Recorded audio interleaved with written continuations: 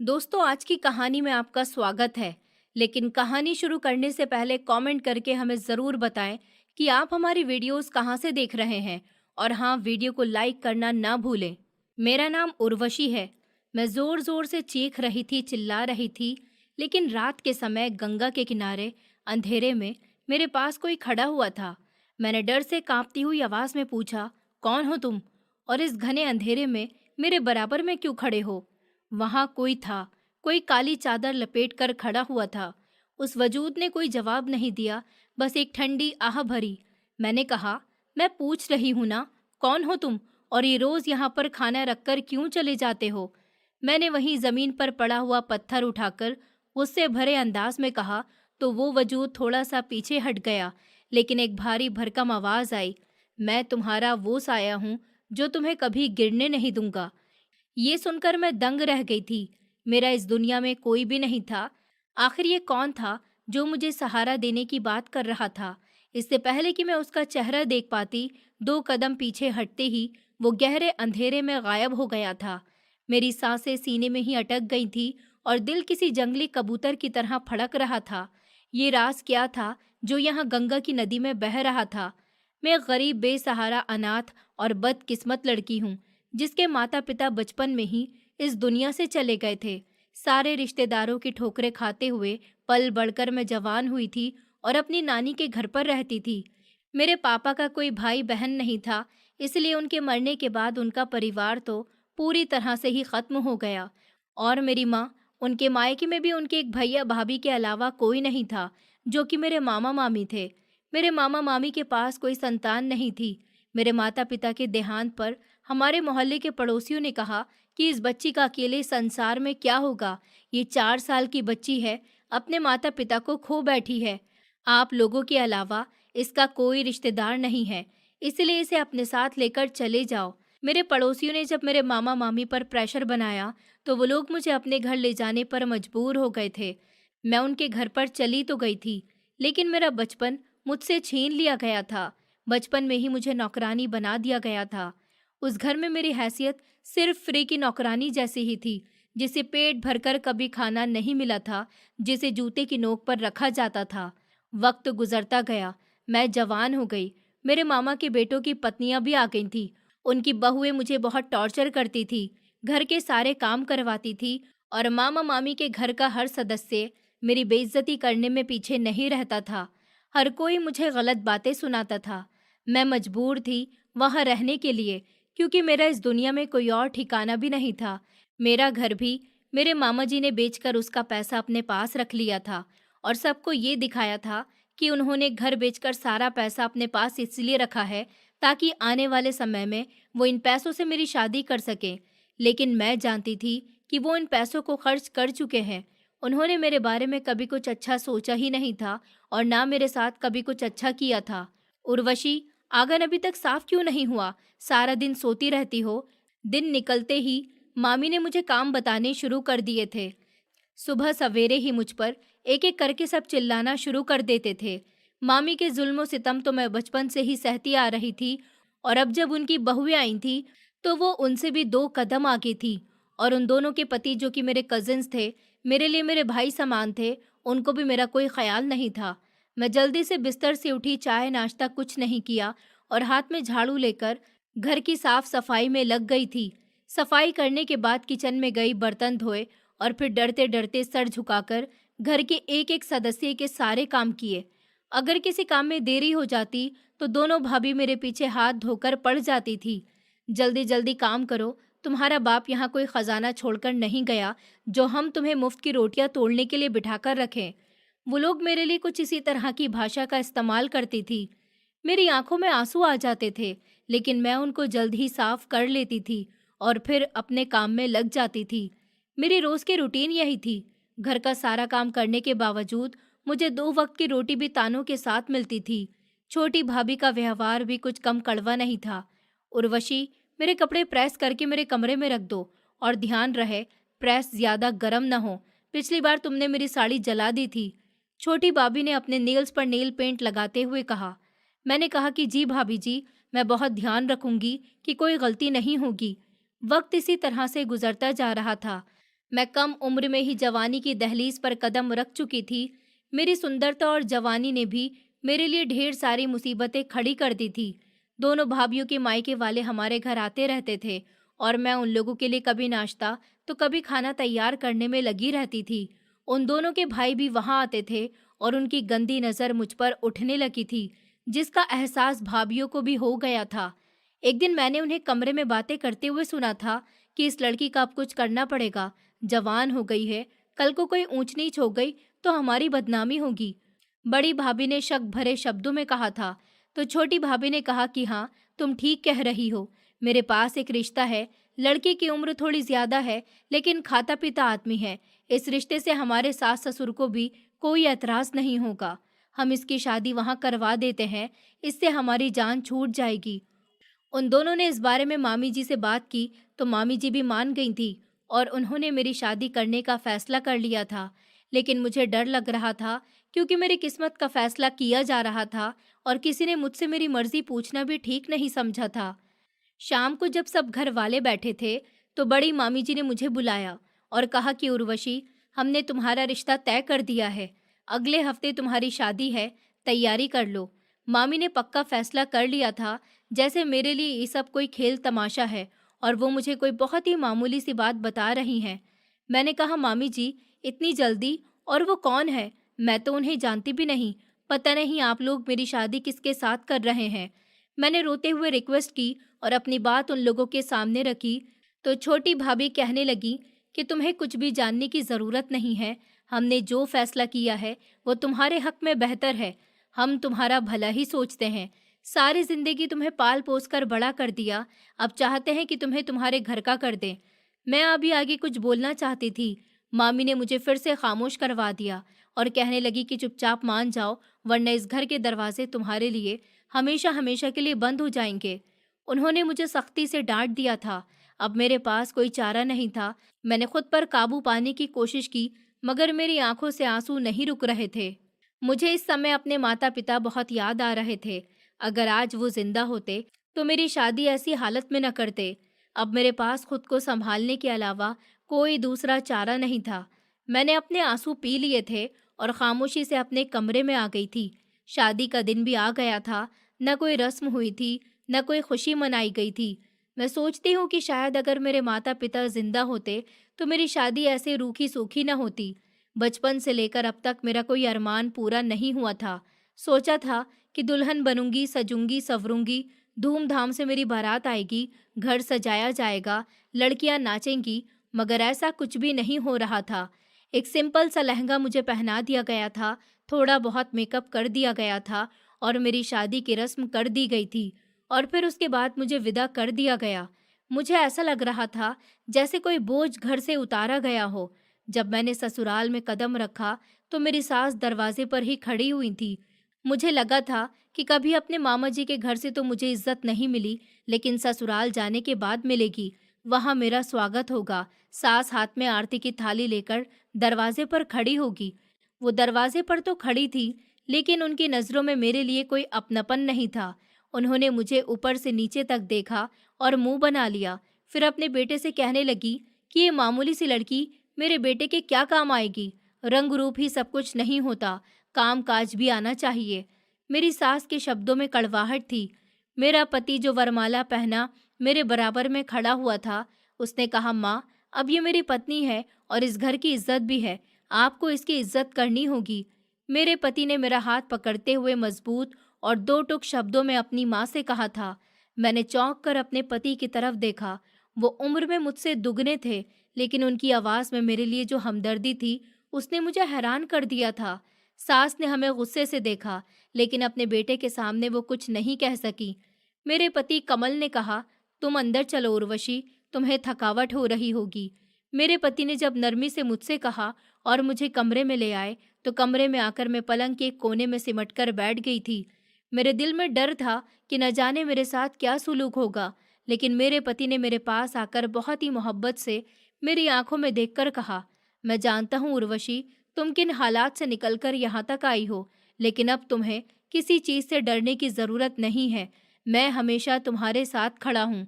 उन्होंने बेहद मोहब्बत भरे शब्दों में मुझे तसल्ली दी थी। मैंने रोती हुई आवाज़ में उनसे पूछा, क्या आप सच में मुझे कभी अकेला नहीं छोड़ेंगे? उन्होंने कहा, कभी नहीं। अब तुम मेरी जिम्मेदारी हो और मेरी ज़िंदगी का सबसे खूबसूरत हिस्सा हो। उन्होंने मुस्कुराते हुए मेरा हाथ अपने हाथों में ले लिया था। उनकी इतनी मोहब्बत पाकर मैं अपने सारे दुख दर्द को भूल गई थी। उन्होंने सच में मेरा खुद से भी ज़्यादा ख्याल रखना शुरू कर दिया था। पहली बार इतनी इज्जत और मोहब्बत पाकर मुझे तो जैसे अपनी ज़िंदगी ही बदली हुई महसूस होने लगी थी। कमल मुझे बिल्कुल छोटे बच्चों की तरह चाहते थे। मेरे हर आराम और खुशी का ख्याल रखते थे। सुबह सवेरे जब मैं किचन में नाश्ता बनाने जाती थी, तो मेरी सास अपने तानों का तीर चलाना शुरू कर देती थी और गुस्से में कहने लगी कि देखो कैसे नखरे दिखाती है, जैसे कोई महारानी हो। जल्दी जल्दी हाथ चलाओ, मेरे बेटे को काम पर जाना है। ऐसा ना हो कि तुम्हारे आलसपन की वजह से उसे काम पर जाने में देरी हो जाए। मैंने कहा, नहीं माँ जी, मैं बस चाय छान रही हूँ। मैंने जल्दी से चाय कप में निकालते हुए कहा। उसी समय कमल भी किचन में आ गए थे। उन्होंने अपनी माँ से नाराज़गी भरे अंदाज में कहा, क्या हो गया है आपको? आप क्यों सुबह सुबह उर्वशी पर गुस्सा कर रही हो? वो इतनी मेहनत से काम कर रही है। मेरी सास ने कहा, बेटा, मैं तो बस इसे जल्दी काम करने के लिए कह रही थी। तुम तो बेवजह ही मेरी बातों का बुरा मान रहे हो। उन्होंने जल्दी से अपनी बातों का अंदाज नरम करते हुए सफाई दी थी। कमल ने कहा, उर्वशी, तुम जल्दी से चाय लेकर कमरे में आ जाओ, हम वहीं पर नाश्ता करेंगे। और फिर वो किचन से निकल गए थे। उनके जाने के बाद मेरी सास ने मुझे गुस्सेनाक नज़रों से देखा, लेकिन मैं खामोशी से नाश्ता लेकर कमरे में चली गई थी। मैं अपने पति का प्यार पाकर हर काम खुशी खुशी करती थी। सास की डांट और उनका बुरा सलूक भी मुझे महसूस ही नहीं होता था, क्योंकि मेरा पति हर जगह मेरे साथ खड़ा होता था। मेरे पति से छोटे उनके 2 भाई भी थे, जिनकी शादी पहले ही हो चुकी थी, और मेरी 2 नंदे भी थी। ये घर जॉइंट फैमिली सिस्टम जैसा था, जिसमें मुझे अपनी जगह बनानी थी। मेरे पति ने पहले ही दिन सबको साफ साफ शब्दों में बता दिया था कि मेरी पत्नी की इज्जत घर के हर सदस्य को करनी है। उन्होंने अपने दोनों भाइयों की पत्नियों को बताया था कि अगर तुम इस घर की बहू हो, तो मेरी पत्नी भी इस घर की बड़ी बहू है। तुम लोग ये मत समझना कि तुम लोग इस घर में पहले आई हो तो तुम लोगों का इस घर में राज चलेगा। मेरी पत्नी रिश्ते में भी और रुतबे में भी तुम लोगों से बड़ी है। इस घर पर कोई भी हुक्म नहीं चलाएगा। मेरे पति की इस बात से मेरी दोनों देवरानियों का व्यवहार भी मेरे साथ कड़वा हो गया था। उनको लगता था कि मैंने अपने पति को अपने पल्लू से बांध रखा है, लेकिन ऐसा कुछ भी नहीं था। वो सिर्फ मेरी इज्जत करते थे और मुझे इस घर के लोगों से भी मेरे लिए इज्जत ही चाहते थे। एक दिन मेरी बड़ी देवरानी मोनिका ने कपड़े धोते हुए मुझे ताना दिया, उर्वशी भाभी, हमने तो कभी तुम पर हुक्म चलाने की कोशिश नहीं की। क्या जो तुम्हारा पति इस तरह की बातें करके गया है? मैंने कहा, नहीं, उनकी बात का ये मतलब नहीं था। अभी मैं कुछ और कहती तो मेरी देवरानी ने कहा कि अच्छा अच्छा, ज्यादा भोली बनने की जरूरत नहीं है, हमें सब पता है, तुमने हमारे जेठ को अपने काबू में कर रखा है। इतने में ही छोटी देवरानी रागिनी ने भी इस बहस में हिस्सा ले लिया था।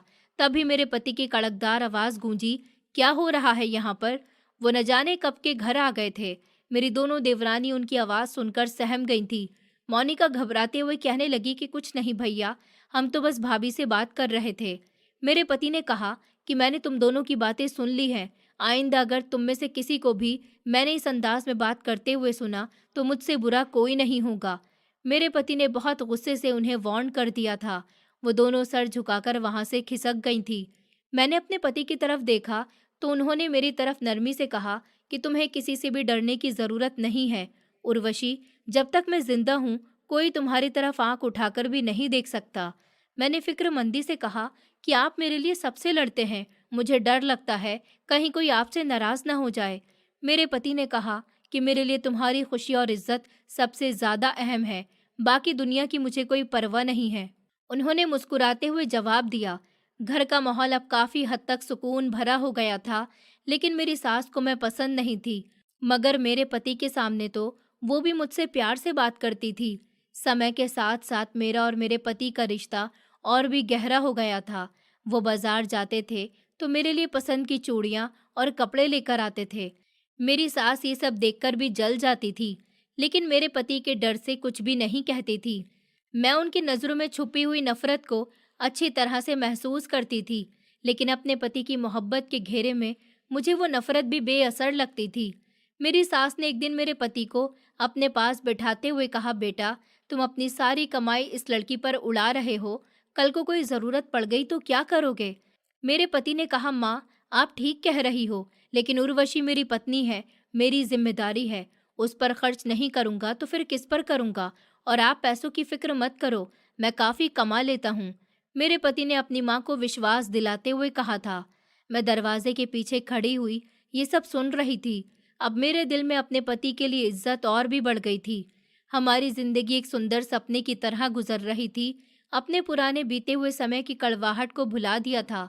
मुझे लगता था कि अब मेरी जिंदगी में कभी कोई दुख नहीं आएगा, लेकिन किस्मत में ज्यादा देर तक नहीं लिखा था। मेरी किस्मत एक बार फिर से मेरा सब कुछ छीनने की तैयारी कर रही थी। सर्दियों की एक उदास सुबह थी। कोहरे ने पूरे शहर को अपने लपेट में लिया हुआ था। मेरे पति तैयार होकर नाश्ते की टेबल पर बैठ गए थे। उस दिन उनके चेहरे पर एक अजीब सी थकावट थी। मैंने चाय का कप टेबल पर रखते हुए फिक्रमंदी से कहा, कमल, आज मुझे आपकी तबीयत कुछ ठीक नहीं लग रही है। आप आज काम पर मत जाइए, घर में ही आराम कर लीजिए। उन्होंने चाय का घूंट लेते हुए कहा, नहीं उर्वशी, मुझे आगे जाना ही होगा। आज मुझे बहुत ज़रूरी काम है। तुम फिक्र मत करो, मैं दोपहर तक वापस आ जाऊंगा। बाहर बहुत कोहरा है, ठंड भी बहुत पड़ रही है। कम से कम आप थोड़ी देर तो रुक जाइए, थोड़ा कोहरा कम हो जाए तो चले जाना। मैंने रिक्वेस्ट भरे अंदाज में अपने पति से कहा, क्योंकि मेरा सिक्स सेंस मुझे किसी आने वाले खतरे से आगाह कर रहा था। उन्होंने मुस्कुराते हुए मेरे गाल पर हल्की सी थपकी देकर कहा कि तुम बेवजह ही परेशान हो रही हो। उर्वशी, मैं सीधा काम खत्म करके तुम्हारे पास ही आऊंगा। इतना कहते हुए वो खड़े हो गए थे और दरवाजे की तरफ बढ़ गए, लेकिन फिर अचानक रुके और पलटकर मेरी तरफ देखा। उनकी आंखों में एक अजीब सी चमक थी जिसे मैं उस समय समझ नहीं पाई थी। उन्होंने कहा, उर्वशी, अपना ख्याल रखना, और दरवाजे से बाहर निकल गए थे। मुझे क्या पता था कि ये उनके आखिरी शब्द होंगे। मुझे क्या पता था कि वो जा रहे हैं तो अब कभी वापस नहीं आएंगे। मैं दरवाजे पर खड़ी उनको जाता हुआ देखती रही थी, यहाँ तक कि कोहरे ने उन्हें पूरी तरह से अपनी लपेट में ले लिया था। दोपहर ढल चुकी थी और शाम होने वाली थी, लेकिन दरवाजे पर अभी तक उनकी दस्तक सुनाई नहीं दी थी। मेरे दिल की बेचैनी हर गुजरते हुए लम्हों के साथ बढ़ती जा रही थी। मैंने कई बार दरवाजे पर जाकर गली में झांका था, लेकिन बाहर मायूसी ही हाथ आई थी। मेरी सास आंगन में बैठी थी और उनकी नजरें बार बार मेरी तरफ फूट रही थी। उन्होंने मेरी तरफ देखकर कहा, क्या कच्चे धागे की तरह इधर से उधर घूम रही हो? जाओ, अंदर जाकर खाना लगाओ, मुझे भूख लग रही है। मैंने कहा कि जी माँ जी, अभी खाना लगा देती हूँ। मैं यहाँ कमल का इंतज़ार कर रही हूँ, वो अभी तक घर नहीं आए हैं। मैंने परेशान होते हुए जवाब दिया। मेरी सास ने कहा कि जब उसका काम पूरा हो जाएगा तो वो आ जाएगा। अब सारा दिन घर थोड़ी ही बैठा रहेगा। जाओ, मेरा खाना लेकर आओ। उन्होंने गुस्से से मुझे घूरा और दोबारा अपनी कुर्सी पर जाकर बैठ गईं। मैं धीमे कदमों के साथ किचन की तरफ मुड़ गई थी, लेकिन मेरा दिमाग लगातार उनकी तरफ ही अटका हुआ था। अभी मैं अपनी सास के लिए खाना निकाल ही रही थी कि अचानक बाहर एक शोर सा मच गया। लोगों की ऊंची आवाज़ और कदमों की आहट मेरे कानों से टकरा गई थी। मेरे हाथ से भोजन की थाली गिर गई थी और एक अनजाना डर मेरे पूरे शरीर पर हावी हो गया था। मैं पागलों की तरह भागती हुई दरवाजे की तरफ गई थी। मेरी सास भी अपनी जगह से उठकर खड़ी हो गई थी। दरवाज़ा खोल कर देखा तो सामने मोहल्ले के कुछ लोग और मेरे पति के साथ काम करने वाले दो आदमी खड़े हुए थे। उनके चेहरे उतरे हुए थे और आंखों में अजीब सी वीरानी थी।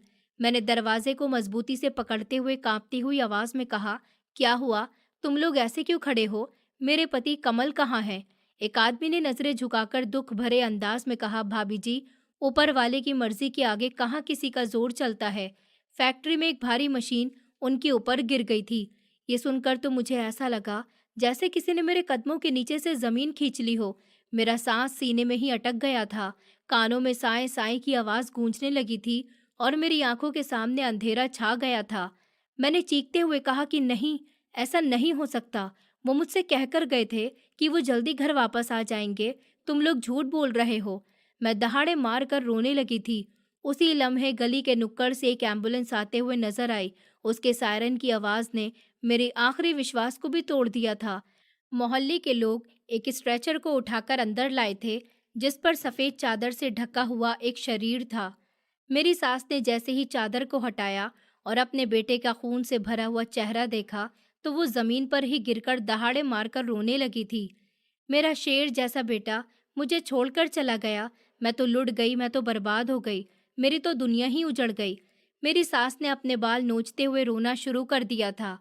मेरे पति की दोनों बहनें भी हमारे घर आ गई थीं और मेरी दोनों देवरानियां भी बुरी तरह से रो रही थीं। घर में एक कोहराम सा मच गया था। मैं स्ट्रेचर के पास घुटनों के बल गिर गई थी और अपने पति का ठंडा हाथ अपने हाथों में ले लिया था। मैंने उनके सीने पर अपना सर रखकर रोते हुए कहा कि आपने तो कहा था कि आप हमेशा मेरे साथ खड़े रहेंगे, मुझे कभी अकेला नहीं छोड़ेंगे। अब मैं किसके सहारे जीऊंगी? लेकिन वहाँ कोई धड़कन नहीं थी जो मुझे तसल्ली देती। उनके जाने के बाद मेरी जिंदगी कैसी होगी, मैं ये बहुत अच्छे से जानती थी। लेकिन इस समय अपने पति की जुदाई मैं बिल्कुल बुरी लेकिन इस समय अपने पति की जुदाई में मैं बिल्कुल बुरी तरह से टूट चुकी थी। मुझे अपने आसपास कोई होश ही नहीं था। लोग आ रहे थे, जा रहे थे, लेकिन मैं एक पत्थर की तरह उनके शव के पास बैठी थी। मेरी तो अपनी जिंदगी ही मुझसे छिन गई थी। मेरे पति के दाह संस्कार का समय आ गया तो मुझे ऐसा लगा जैसे मेरी आत्मा मेरे शरीर से निकाली जा रही हो। मैं पागलों की तरह रो रही थी और बार बार कह रही थी कि कमल वापस आ जाओ, मेरी जिंदगी में वापस आ जाओ, मुझे छोड़कर मत जाओ, तुम्हारे बिना मैं मर जाऊंगी, मैं भी तुम्हारे साथ जाना चाहती हूँ। मैं चीख चीख कर रो रही थी। औरतों ने मुझे जबरदस्ती पीछे खींच लिया। मेरे पति का दाह संस्कार हो गया था और फिर मैं इस बड़े से घर में बिल्कुल अकेली रह गई। अभी मेरे पति की मौत को 2 दिन ही गुजरे थे और मैंने इन 2 दिनों में पानी का एक घूंट तक नहीं लिया था। मैं बस अपने कमरे में एक कोने में बैठी रहती थी जहां हमने साथ वक्त बिताया था। मेरी आंखों से आंसू सूख चुके थे और मैं दीवारों को देखती रहती थी। 2 दिन और इसी तरह से गुजर गए। चौथे दिन शाम के समय मेरी सास मेरे कमरे में आई और दरवाजे के पास आकर खड़ी हो गई। उनकी आंखों में अब आंसुओं की जगह बेहद नफरत थी। उन्होंने अपनी उंगली उठाकर मेरी तरफ इशारा करते हुए कहा, तू मनहूस है। तेरी मनहूसियत की वजह से तेरे माता पिता की जान चली गई और अब तूने मेरे बेटे को भी खा लिया है। मैंने चौंक कर उनकी तरफ देखा। उनके शब्द तीर बनकर मेरे दिल में चुभ रहे थे।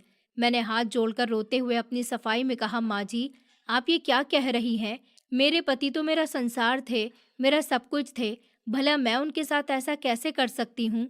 मेरी सास ने आगे बढ़कर कहा कि खामोश हो जा, मेरे साथ जुबान लड़ाती है। जब से तू इस घर में आई है, मेरे बेटे को नजर ही लग गई है। मेरी सास ने मुझे झंझोड़ते हुए गुस्से से कहा। मैं चुपचाप उनके ये कड़वे शब्द सुनती रही थी।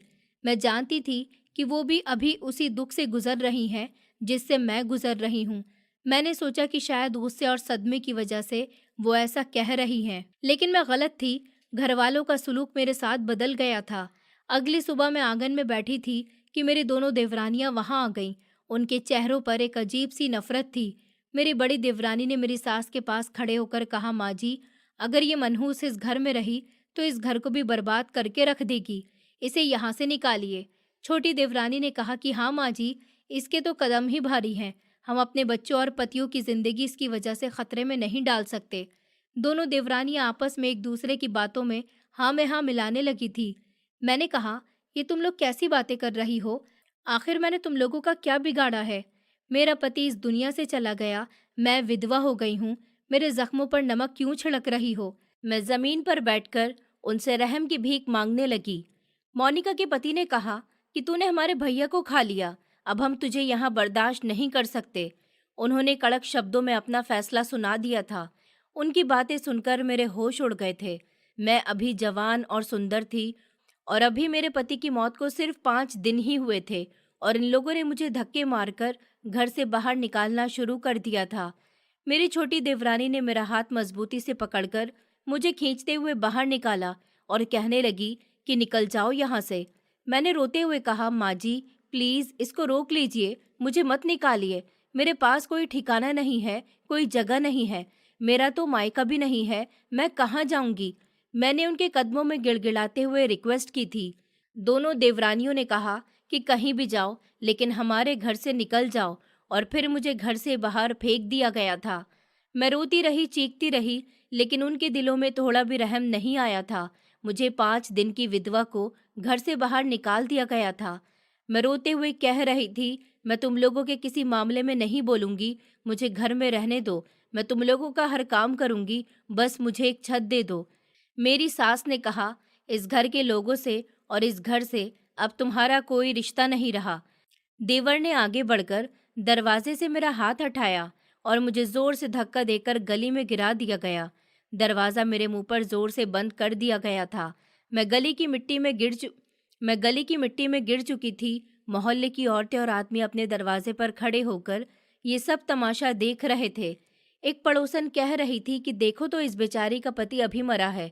मैं पड़ोस के एक आदमी के पास गई और उनसे कहने लगी कि भैया जी, आप मेरी सास को समझाइए ज़रा, वो मुझे घर में रहने की जगह दे दें, मैं कहाँ जाऊंगी इस हाल में। उन्होंने नज़र चुराते हुए कहा, बेटी, हम किसी के घर के मामले में क्या बोल सकते हैं, तुम अपने किसी रिश्तेदार के पास चली जाओ। इतना कहकर उन्होंने अपने घर का दरवाज़ा बंद कर लिया था। कोई भी मुझे एक ही घर में जगह दिलवाने के लिए राजी नहीं था। मोहल्ले वाले बस तमाशा देख रहे थे। किसी के दिल में भी एक औरत को सहारा देने की हिम्मत नहीं थी। मैं खाली हाथ अपने ससुराल के घर में आई थी और आज खाली हाथ ही इस घर से निकाली गई थी। जिस घर में मैं पति की लाडली बनकर रहती थी, उस घर से मुझे धुतकार कर निकाल दिया गया था। मैं अनाथ थी, मेरा कोई मायका नहीं था जहां मैं चली जाती। मामा मामी का घर था जहां से मुझे जान छुड़ाने के लिए निकाला गया था। वहां तो वापस जाने का सवाल ही पैदा नहीं होता था। मैं गलियों में रोती फिर रही थी। शाम का समय हो रहा था और अंधेरा गहरा होता जा रहा था। मैंने साड़ी का पल्लू अपने सर पर किया हुआ था। मेरे पास कोई सहारा नहीं था जहां जाकर मैं अपना सर छुपा लूं। भूख और प्यास से मेरे कदम लड़खड़ा रहे थे। बाजार के करीब से गुजरते हुए वहां खड़े हुए कुछ आवारा लड़कों की गंदी नजर मुझ पर पड़ी तो एक लड़के ने कहा, आओ ब्यूटीफुल, इतनी रात को अकेली कहाँ जा रही हो? आओ, हम तुम्हें तुम्हारी मंजिल तक पहुंचा देते हैं। वो बहुत ही गंदे शब्दों में बात कर रहे थे। दूसरे ने कहा कि ऐसा लगता है कि ये लड़की अपने घर वालों से लड़ाई करके आई है। आओ हमारे पास आ जाओ, हम तुम्हें बहुत प्यार से रखेंगे। तो तीसरा वाला हंसते हुए मेरे करीब आने की कोशिश करने लगा। उनकी दरिंदगी भरी नजरें और कमेंट सुनकर मेरे शरीर में डर की एक लहर दौड़ गई थी। मैं जवान और सुंदर थी और समाज के इन भेड़ियों के लिए खुला शिकार थी। मैंने अपनी रफ्तार तेज कर दी थी और वहां से भागना शुरू कर दिया था। एक लड़का मेरे पीछे दौड़ते हुए आया और चिल्लाकर कहने लगा, अरे भागती कहाँ हो, रुक जाओ। मैं अपनी इज्जत को बचाती हुई भागती जा रही थी। मेरी सांस फूल रही थी और कदमों में छाले पड़ गए थे। भागते भागते मुझे सामने एक बड़ी सी नदी दिखाई दी, जहां अंधेरे में और चांद की हल्की रोशनी में पानी चमक रहा था। ये नदी गंगा के रास्ते को जाती थी। इसी नदी में मेरे पति की अस्थियां बहाई गई थी। चारों तरफ अंधेरा छाया हुआ था। दूर दूर तक पानी और मिट्टी दिखाई दे रही थी। मैंने पीछे पलटकर देखा तो वो लोग वहां से भाग गए थे। शायद उन्हें मैं दिखाई नहीं दे रही थी। मैंने सुकून का सांस लिया और नदी के किनारे आकर बैठ गई थी। मैं यहाँ बिल्कुल अकेली बैठी हुई थी। मुझे डर नहीं लग रहा था, क्योंकि बाहर की दुनिया के जिंदा इंसानों से मुझे डर महसूस हो रहा था। मैं इस रास्ते को जानती थी, क्योंकि अभी कुछ दिन पहले ही तो मेरे पति की अस्थियां यहाँ पर बहाई गई थी। उस इंसान की अस्थियां जो मुझसे सबसे ज्यादा मोहब्बत करता था। मैं नदी के किनारे बैठ गई थी और पानी को अपने हाथों में भर लिया था। मुझे ऐसा लगता था जैसे मेरा पति इसी पानी में शामिल है। मैंने रोते हुए कहा, तुम मुझे अकेला छोड़कर चले गए कमल। तुमने तो कहा था कि तुम हमेशा मेरा साथ दोगे। तुम्हारे बाद मेरा कोई सहारा नहीं रहा। तुम्हारे अपनों ने मुझे धक्के मारकर निकाल दिया। मेरी सिसकियां वहां गूंज रही थी। मुझे ऐसा लग रहा था जैसे मेरा सीना फट जाएगा। तुम्हें तो खबर भी नहीं है कि तुम्हारी उर्वशी दर दर की ठोकरें खा रही है। लोग मुझे नोचने को तैयार खड़े हैं। मुझे भी अपने पास बुला लो। मैं इस जालिम दुनिया में नहीं जी सकती। हवा चल रही थी और पानी भी थोड़ा थोड़ा हिल रहा था, लेकिन मुझे वहां थोड़ा भी डर महसूस नहीं हो रहा था, क्योंकि मेरा इकलौता सहारा इसी पानी में मौजूद था। यहाँ मुझे अपने पति के होने का एहसास हो रहा था। मैं काफी देर तक वहां बैठे बैठे रो रही थी और कब नींद की दीवारों में खो गई मुझे पता ही नहीं चला। सुबह की धीमी रोशनी ने मेरी पलकों पर दस्तक दी तो मैंने जल्दी से अपनी आंखें खोली। रात की सर्दी ने मेरे शरीर को सुन कर दिया था। मैं ठंडी सीढ़ियों पर पड़ी थी। मेरी नज़र सामने गई तो सामने पानी ही पानी था। मैंने कहा, मुझे कितनी सुकून की नींद आई है तुम्हारे पास। मुझे लगता है तुमने सारी रात मुझ पर पहरा दिया है। मेरे पेट में बहुत तेज दर्द उठा था क्योंकि कई दिनों से मैंने कुछ भी नहीं खाया था। मैंने सर उठाया तो मेरे बिल्कुल पीछे कुछ चीजें पड़ी हुई थी। वहां एक साफ कपड़े में लिपटी हुई रोटी, सब्जी और पानी की बोतल रखी हुई थी। मैं हैरान रह गई थी कि ये सब यहाँ कौन रख कर गया है। इस खामोश जगह पर दूर दूर तक तो मुझे कोई नजर नहीं आ रहा था। मैंने आसपास नजर दौड़ाते हुए देखा, मगर कोई भी नहीं था। भूख ने मेरे होश उड़ा दिए थे। दुख जितना भी हो, शरीर को जिंदा रखने के लिए भोजन की जरूरत होती है। मैंने कांपते हुए हाथों से वो कपड़ा खोला। सब्जी की खुशबू ने मेरी भूख और भी ज्यादा बढ़ा दी थी। शायद ऊपर वाले ने किसी इंसान के दिल में रहम डाल दिया हो और वो ये खाना यहाँ छोड़कर चला गया हो। मैंने आसमान की तरफ देखकर ऊपर वाले का शुक्रिया अदा किया और रोटी का पहला निवाला तोड़कर खाते हुए मेरे आंसू रोटी पर गिर रहे थे।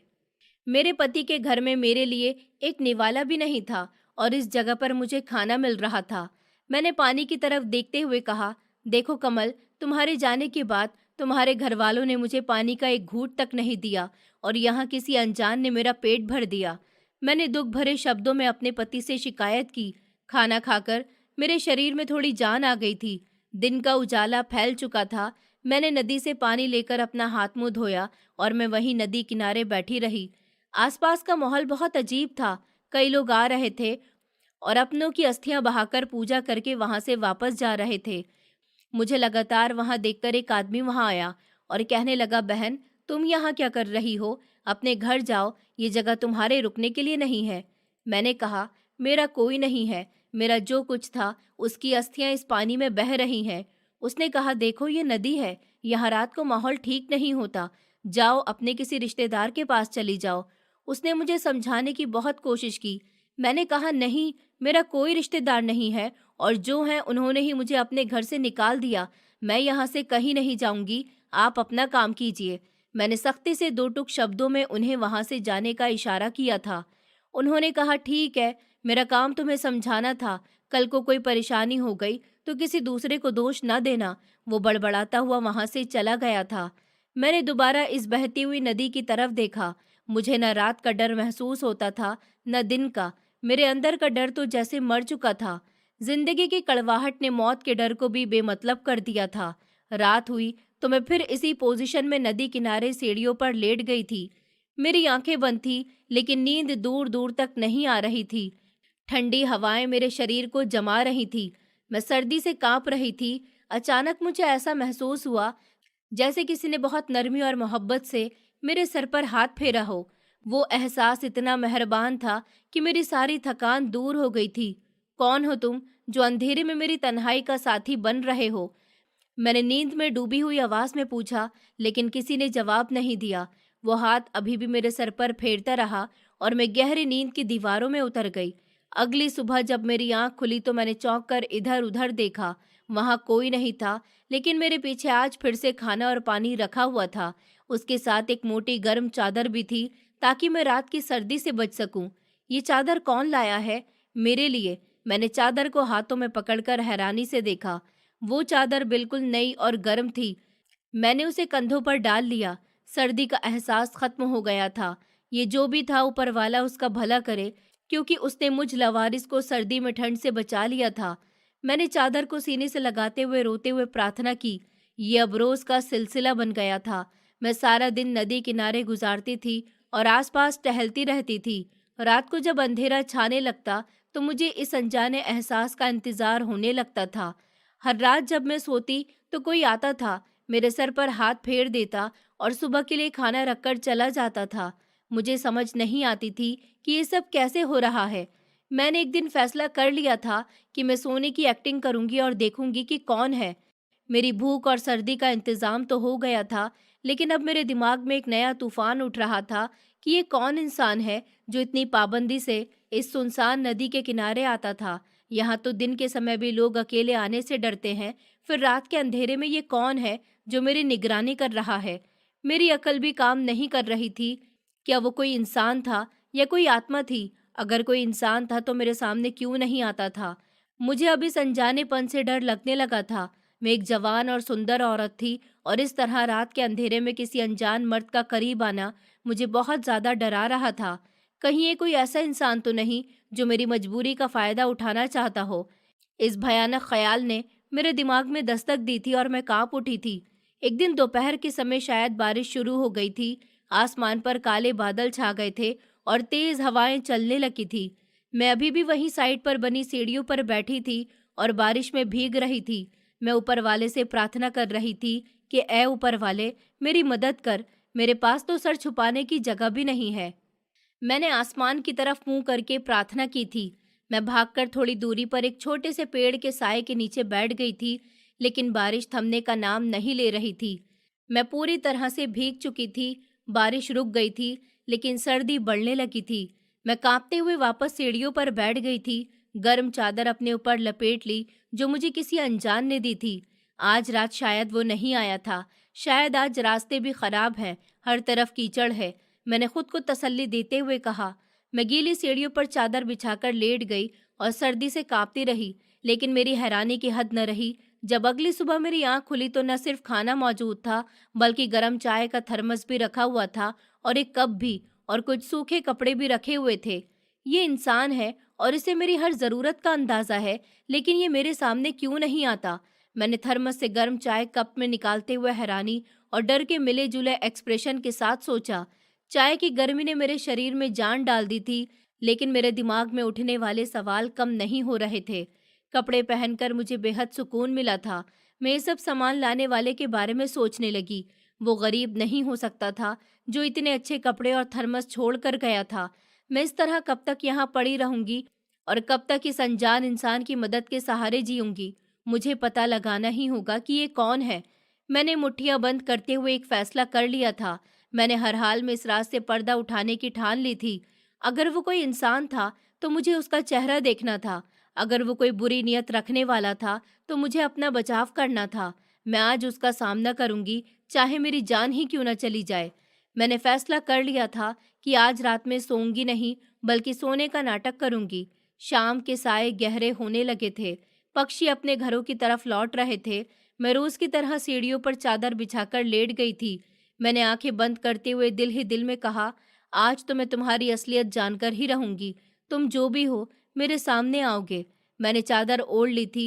मेरी सांसों की रफ्तार को एक सोए हुए इंसान की तरह कर लिया था और पेड़ से लकड़ी की एक डंडी तोड़कर मैंने चादर के अंदर अपने हाथ में मजबूती से पकड़ ली थी। वक्त गुजरने लगा था। हर गुजरा हुआ लम्हा मेरे दिल की धड़कन को तेज कर रहा था। रात का अंधेरा गहरा हो चुका था। हवा में एक अजीब सी खामोशी थी और दूर से कहीं कुत्तों के भौंकने की आवाज आ रही थी। मैं जाग रही थी, लेकिन मेरा शरीर बिल्कुल खामोश था। मुझे डर था कि मेरी जरा सी भी हरकत उसे चौकन्ना कर देगी।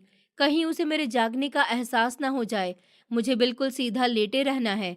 मैंने दिल में सोचते हुए अपनी आंखों को सख्ती से बंद कर लिया था। कई घंटे गुजर गए थे। मेरी हिम्मत जवाब देने लगी थी और मुझे नींद आने लगी थी। मेरा दिमाग अब थक चुका था, लेकिन मैंने खुद को सोने नहीं दिया था। मैं बार बार खुद को याद दिला रही थी कि मुझे आज उसका चेहरा देखना है। मैंने अपनी जुबान को दांतों तले दबा लिया था कि दर्द की वजह से मेरी नींद न उड़ जाए। अचानक मुझे किसी के कदमों की हल्की सी आहट सुनाई दी। किसी के चलने की आवाज ने नदी की खामोशी को तोड़ दिया था। कोई दबे कदमों से मेरी तरफ आ रहा था। मेरे रोंगटे खड़े हो गए थे। मैंने अपनी सांस और भी धीमी कर ली थी। दिल इतनी जोर से धड़क रहा था कि मुझे लगा उसकी आवाज उस इंसान तक पहुंच जाएगी। वो बिल्कुल मेरे सामने आकर रुक गया था। मुझे अपने पास किसी के खड़े होने का एहसास साफ तौर पर महसूस हो रहा था। उसके कदमों की आहट और उसके कपड़ों की सरसराहट मेरे कानों में गूंज रही थी। मेरे हाथों में पसीना आ गया था और मैंने डंडे को मजबूती से पकड़ लिया था। मैंने दिल में सोचा कि आज तुम बचकर नहीं जाओगे। मैं तुम्हें भागने का मौका नहीं दूंगी। उसने झुककर मेरे बराबर में कुछ चीजें रखी। जरूर वो आज का खाना और पानी था। इसके बाद एक अजीब सी खामोशी छा गई। मुझे लगा वो वापस पलट गया, लेकिन मैं गलत थी। वो वहीं खड़ा था। उसने अपना हाथ आगे बढ़ाया और मेरे सर पर रखा था। वो हाथ हमेशा की तरह गर्म और मोहब्बत भरा था। जैसे ही उसने मेरे सर पर हाथ फेरना चाहा, मैंने पूरी ताकत और तेजी से करवट ली और पलटकर देखा। मेरी आंखें फटी की फटी रह गईं और जान निकलने लगी। मैंने चादर के अंदर से अचानक अपना हाथ बाहर निकाला, डंडे को हवा में लहराया और पूरी ताकत से चीख कर पूछा कि तुम कौन हो? उस इंसान ने घबराकर 2 कदम पीछे लिए और चांद की धीमी रोशनी उसके चेहरे पर पड़ी। मेरे हाथ से डंडा छूटकर जमीन पर गिर गया था और मेरे कदम लड़खड़ा गए थे, क्योंकि मेरे सामने जो इंसान खड़ा था वो कोई और नहीं बल्कि मेरे मृत पति का सगा बाप था। मैंने कहा, आप यहाँ इस समय? मैं सदमे की वजह से सिर्फ इतना ही कह सकी थी और जमीन पर गिर गई थी। मेरी सास ने 2 शादियां की थी। पहले पति से मेरा पति कमल था और उनसे तलाक लेकर मेरी सास ने दूसरी शादी कर ली थी, क्योंकि उनका दूसरा पति उनसे भी ज्यादा अमीर था। मेरी सास अपने पहले बेटे मतलब मेरे पति को भी अपने साथ ही ले आई थी और उनके बाकी बच्चे दूसरे पति के थे। ये बात मुझे मेरे पति ने शादी के 2-3 महीने के बाद ही बताई थी और अपने सगे पिता की तस्वीर भी दिखाई थी, जो हूबहू मेरे पति के जैसे थे। लेकिन कभी मेरी सास ने मेरे पति को उसके बाप से मिलने नहीं दिया था। यही वजह थी कि कभी भी मैंने अपने ससुर को नहीं देखा था। मेरी सास के दूसरे पति तो अब इस दुनिया में भी नहीं थे, लेकिन पहले पति को अपने पीछे खड़ा हुआ देखकर मैं हक्का बक्का रह गई थी और एकदम से उठ खड़ी हुई थी। मैंने अपने आंसू साफ करते हुए कहा, आप यहाँ क्या कर रहे हैं? उन्होंने बड़ी नरमी से आगे बढ़कर मेरे सर पर हाथ रखा और मेरी आंखों में देखते हुए कहने लगे, बेटी, मैं तुम्हारा पिता ही हूँ, जिस तरह तुम्हारे पति का पिता हूँ। उनकी आवाज में एक अजीब सा दर्द और अपनापन था। मैंने उलझन भरे शब्दों में पूछा, लेकिन मुझे तो बताया गया था कि आपका मेरे पति से कोई संबंध नहीं था। उन्होंने नदी की तरफ देखते हुए कहा, बेटी, मुझे पता चला कि मेरा बेटा इस दुनिया में नहीं रहा, तो मैं उससे मिलने के लिए यहाँ आया था। मैं जानता था कि यहाँ मेरे बेटे की अस्थियां बहाई गई हैं, इसलिए मैं अपने बेटे को याद करने के लिए हर रोज यहाँ आता था। मगर एक दिन मैंने तुम्हें यहाँ पर देखा तो मेरा दिल फटने को आ गया था। उनकी आंखों में आंसू थे। इतना कहकर वो खामोश हो गए थे। मैंने उनके करीब बैठे हुए कहा, तो ये खाना और पानी रोज आप ही यहाँ लेकर आते थे? उन्होंने कहा कि हाँ बेटी, मेरा बेटा तुमसे बहुत मोहब्बत करता था। वो चोरी चुपके अपनी माँ से छुपकर मुझसे मिलने के लिए आता था। उन्होंने एक गहरी सांस ली और बीते हुए समय की यादों में खो गए थे। उन्होंने कहा, मेरे बेटे ने मुझे तुम्हारे बारे में बताया था कि तुम कितनी भोली और शरीफ हो।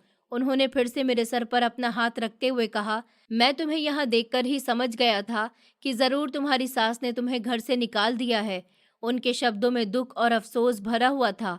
उन्होंने आगे कहा, मेरी पत्नी शांति बहुत ही बुरे व्यवहार की औरत है। मैं उसे बहुत अच्छी तरह से जानता हूँ। उसके दिल में किसी के लिए भी रहम नहीं है। मैंने रोते हुए कहा कि आप बिल्कुल ठीक कह रहे हैं। उन्होंने मुझे मनहूस कहकर धक्के मारकर घर से निकाल दिया। मेरे पास कोई रास्ता नहीं था सिवाय यहाँ आने के। उन्होंने कहा, तुम मेरी बेटी हो, मेरे बेटे की पत्नी हो, मैं तुम्हें बिल्कुल अपनी बेटी बनाकर रखूंगा। उन्होंने मेरे आंसू साफ करते हुए मजबूत शब्दों में कहा कि मेरे बाकी बच्चे भी मेरे घर पर हैं, वो भी तुम्हारे भाई बहन हैं। उन्होंने मुझे तसल्ली दी और खड़े होने का इशारा किया। उन्होंने खड़े होकर मुझे अपना हाथ पकड़ाया और कहने लगे कि तुम भी मेरी बेटी हो, उठो और मेरे साथ मेरे घर चलो। मैं हैरानी से अपने ससुर को देख रही थी। एक ससुराल से मैं निकाली गई थी और अब दूसरी तरफ ससुर मुझे अपने घर ले जा रहा था। मैंने उनका हाथ थाम लिया था और इस नदी को आखिरी बार देखा था और दिल ही दिल में अपने पति से कहा कि अब तुम यहाँ सुकून से रहना। फिर मैं अपने ससुर के साथ चल पड़ी थी। थोड़ी दूर चलने के बाद तो उनकी गाड़ी खड़ी थी। मैं खामोशी से गाड़ी में बैठ गई। उन्होंने मुझे बताया था कि वही मेरे पास सामान और खाना रखकर जाते थे। वो वहां पर आते जाते रहते थे।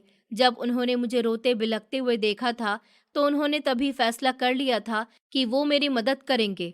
सारे रास्ते वो मुझे मेरे पति के बचपन के किस्से सुनाते रहे कि कमल बिल्कुल मेरी तरह जिद्दी था, लेकिन उसका दिल बहुत नरम था।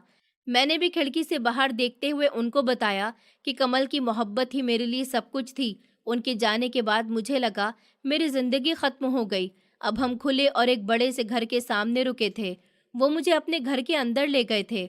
उन्होंने दरवाज़ा खटखटाया तो एक औरत ने दरवाज़ा खोला था। वो मेरे ससुर की दूसरी पत्नी थी। मेरे ससुर ने मुझे उनसे मिलवाया और उन्होंने मुझे गले से लगा लिया था। ससुर जी ने अपनी पत्नी से गर्व भरे अंदाज में कहा कि ये मेरे बड़े बेटे की निशानी है। आज से ये इस घर की सबसे बड़ी बेटी है। उन्होंने कहा, आओ बेटी, तुम्हारा स्वागत है इस घर में। उसके बाद उन्होंने मुझे इस घर में बिल्कुल अपनी बेटियों की तरह ही रखा। मुझे एक सुंदर और गर्म कमरा दिया गया था जहां मेरी ज़रूरत का हर सामान मौजूद था। उनकी बेटियां और बेटे मुझे बहुत इज्जत और सम्मान दिया करते थे। मेरी नंदे मुझे अपने साथ बिठाकर बातें करती थी और मेरे दुख को कम करने की कोशिश करती थी। उन लोगों से मुझे इतना प्यार मिला था कि मैं अपना सारा दुख भूल गई थी। मेरे दिल के जख्म भरने लगे थे।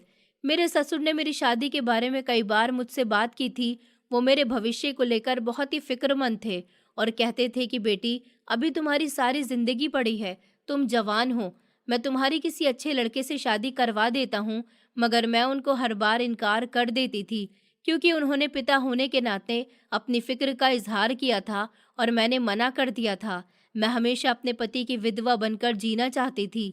मैंने अपने ससुर को ये बात बता दी थी और कहा था कि आप मुझ पर प्रेशर मत डालना। इस बात पर वो खामोश हो गए थे और उन्होंने मेरे फैसले को दिल से स्वीकार किया था। अगले दिन वो मुझे गाड़ी में बिठाकर शहर ले गए थे। उन्होंने मुझे कुछ कपड़े और कुछ सामान दिलाया था और कहने लगे, बेटी, ये आज से तुम्हारी दुकान है, तुम अपना काम शुरू करो और अपने पैरों पर खड़ी हो जाओ। उन्होंने दुकान की चाबियां मेरे हाथ में देते हुए गर्व से कहा था। मैंने कहा, पिताजी, ये तो बहुत ही बड़ा गिफ्ट है, मैं इसका हक अदा कैसे करूंगी? मुझे तो बिजनेस के बारे में कुछ पता ही नहीं है। उन्होंने कहा, मेरी बेटी किसी से कम नहीं है, मैं तुम्हें सब कुछ सिखाऊंगा। उन्होंने मुझे छोटा सा कारोबार करवा दिया था। मैंने दिन रात मेहनत की और इस छोटे से कारोबार को एक बड़े से बुटीक में बदल दिया था। मैं अब इस बिजनेस को भी चलाती हूँ और अपने ससुर की सारी जिंदगी आभारी भी रहूंगी, क्योंकि उनकी वजह से ही मैं अपने पैरों पर खड़ी हो गई। उन्होंने मुझे सामाजिक तौर पर इतना मजबूत कर दिया कि मुझे कभी कोई घर से निकाले तो मैं लवारिस न हो जाऊं। आज कई साल गुजर चुके हैं। मेरे ससुर की मौत को भी 3 साल हो गए। मैं एक कामयाब और बिजनेस वुमन बन चुकी हूँ। मेरे पास अपना घर है, गाड़ी है और मैं हर महीने गरीबों को खाना भी खिलाती हूँ, ताकि मेरे पति और ससुर की आत्मा को शांति मिलती रहे। एक दिन मैं शहर के एक बड़े मंदिर में खाना दान करने के लिए गई, तो वहां पर बहुत भारी भीड़ थी और चारों तरफ भिखारी और लावारिस लोग बैठे हुए थे। एक तरफ एक बूढ़ी औरत जमीन पर बैठी हुई थी। उसके कपड़े गंदे और फटे हुए थे। वो बहुत ही बीमार लग रही थी। कहने लगी कि ऊपर वाले के नाम पर कुछ दे दो बेटी, कई दिनों से खाना नहीं खाया है। मैंने जैसे ही उसे खाना देने के लिए उसका चेहरा देखा, तो मेरे कदम जैसे वहीं जमीन पर जम गए थे। मेरे हाथ से खाने का पैकेट छूटकर जमीन पर गिर गया था। मैंने कहा, माँ जी, आप यहाँ? उन्होंने चौंक कर सर उठाया और मेरी तरफ देखा। उनकी आंखों में अब आंसू तैरने लगे थे। वो कोई और नहीं बल्कि मेरी जालिम सास थी। वो मेरे कदमों में गिरकर फूट फूट कर रोते हुए चिल्लाने लगी, उर्वशी, मुझे माफ कर दो बेटी, मैं अपने किए की सजा भुगत रही हूँ। मैंने उनको कंधे से पकड़कर कहा, जिन बेटे और बहुओं के लिए आपने मुझे मनहूस कहकर घर से निकाला था, उन्होंने आपके साथ ये सुलूक क्यों किया? उन्होंने दुख भरे शब्दों में कहा, मेरे दूसरे पति के बच्चों ने मुझसे धोखे से सारी जायदाद, घर और सब कुछ अपने नाम करवा लिया और मुझे सड़क पर फेंक दिया। मेरी सास ने मुझे अपना मुंह छुपाते हुए बताया था। मैंने पुराने समय को याद करते हुए डायरेक्ट सवाल किया, आपकी बहुओं ने भी आपका साथ नहीं दिया? उन्होंने कहा, नहीं बेटी, सबने मुझे छोड़ दिया, किसी ने मेरा साथ नहीं दिया, सब बदल गए। उन्होंने मुझे बोझ समझकर छोड़ दिया। मैं दर दर की ठोकरें खाकर भीख मांगने वाली बन गई हूँ। मुझे उनको इस हाल में देखकर बहुत तरस आ रहा था। जिस औरत ने मुझे मेरे पति की मौत के कुछ दिन बाद ही धक्के मारकर घर से निकाल दिया था, आज वो खुद बेघर और लावारिस थी। इस दुनिया में बुरे कर्मों का फल मिलकर ही रहता है। मुझे आज अपनी आंखों के सामने सच साबित होते हुए ये बात नजर आ रही थी। लेकिन जो भी थी, वो मेरे पति की माँ थी। वो उस इंसान की माँ थी जिसने मुझे बेपनाह मोहब्बत दी थी। मैं अपने पति की मोहब्बत को याद करके अपना सारा गुस्सा और बदला भूल गई थी। मैंने उनका हाथ पकड़ लिया और कहा, आप घबराइए मत, आप मेरे साथ चलिए। आज से आपकी सारी जिम्मेदारी मेरी है। उन्होंने अपना सर झुकाकर शर्मिंदगी से कहा, बेटी, मैं तुम्हारे साथ कैसे जाऊं? मैंने तो तुम्हारे साथ बहुत जुल्म किया था, तुम्हें मनहूस कहा था। मैंने कहा, वो वक्त गुजर गया है माँ जी, अब आपकी इज्जत मुझ पर फर्ज है। मैं आपको इस तरह भीख मांगने के लिए नहीं छोड़ सकती। मैंने उन्हें गाड़ी की तरफ ले जाते हुए नरमी से जवाब दिया था। मैं उनको अपने घर ले आई थी और उनको आरामदायक कमरा दिया था, उनका इलाज करवाया था। अब वो मेरे साथ ही रहती हैं और हर समय अपने पापों का पश्चाताप करती रहती हैं और मुझे ढेर सारा आशीर्वाद देती हैं।